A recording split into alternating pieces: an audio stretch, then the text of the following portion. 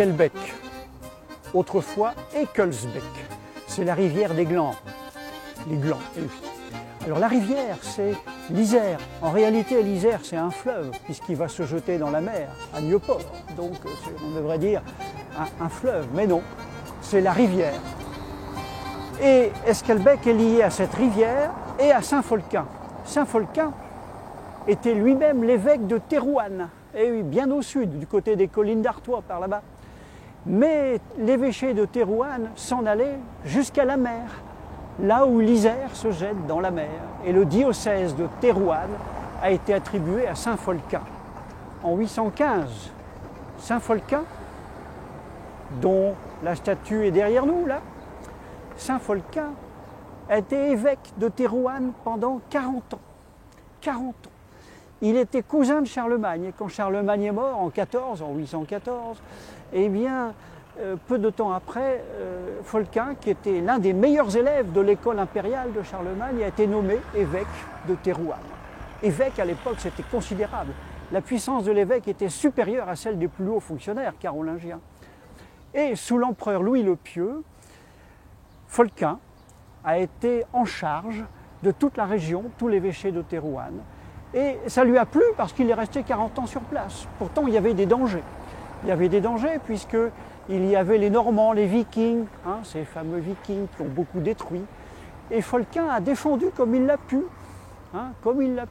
le territoire avant de laisser la place, beaucoup plus tard, au premier comte de Flandre.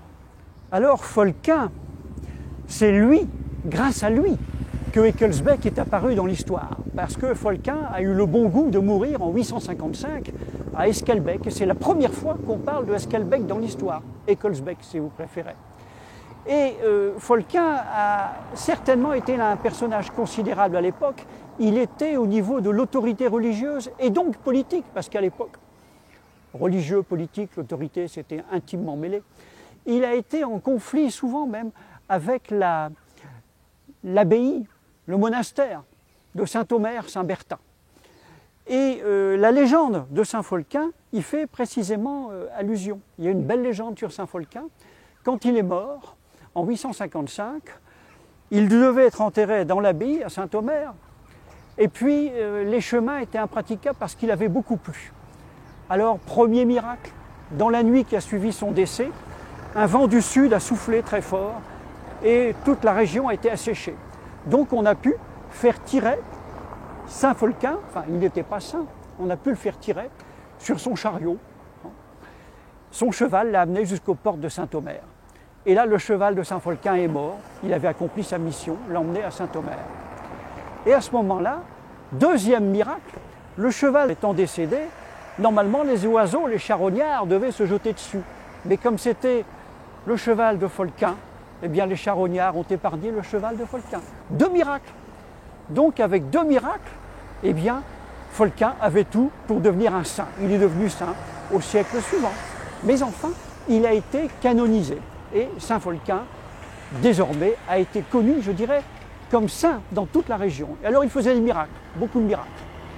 Et la légende rapporte que parmi ses miracles préférés, il y avait ceux qui concernaient les femmes enceintes. C'est quand une flamande est enceinte, que la maternité est en train de se dérouler, eh bien, il faut qu'elle aille consulter Folquin pour être sûr que tout se passe bien.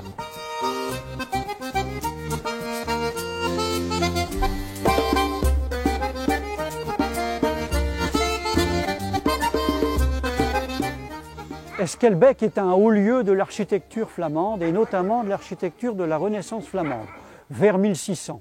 Le château est un exemple magnifique de cette Renaissance flamande et on y trouve, comme sur l'église d'Esquelbecq, comme sur l'église Saint-Folquin, on y trouve des signes que l'on appelle généralement runiques, des losanges, des carrés, des rectangles, etc. Alors, signes runiques, on a beaucoup expliqué un tas de choses sur ces signes-là. Bon, retenez simplement, en général, c'est positif, c'est la fécondité, c'est la richesse, c'est la fidélité, enfin, de nobles sentiments et de nobles réalités. Et retenez simplement, rune, ça signifie secret. Donc, c'est normal qu'on échafaude des tas d'hypothèses sur les runes, puisque rune signifie secret, en langage nordique du haut Moyen-Âge, on va dire.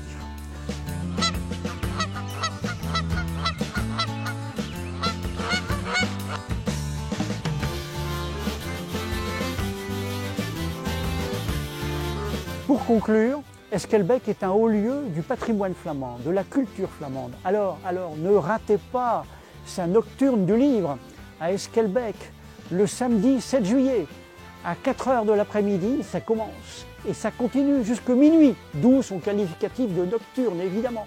Venez, vous y découvrirez des livres, des auteurs magnifiques, dans un cadre splendide entre l'église et le château. Alors, cerise sur le gâteau, j'y serai, je vous y attends.